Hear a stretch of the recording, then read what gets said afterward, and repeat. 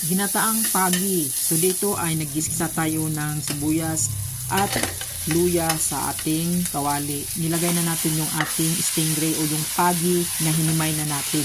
Lagain mo muna yung pagi, pagkatapos himayin mo, pagkatapos ay tanggalin mo yung mga buto.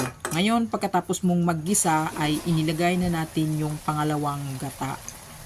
Pag natuyo na yung pangalawang gata ay lagyan na natin ito ng suka. Dami-damihan mo yung suka kasi yung suka ay nagpapaalis yan ng langsa. Pagkatapos ay naglagay na tayo ng panimpla katulad ng asin at yung ating ibang seasoning. So tansyahin nyo lang na hindi maalat o kung anong gusto niyo at pagkatapos ay pakukuluin lang natin yan. Ngayon, nung naghubas na yung ating suka ay nilagay na natin yung ating moringa o yung ating malunggay at yung ating sili. Tapos ay inilagay na natin yung pinakaunang gata, yung espisong gata.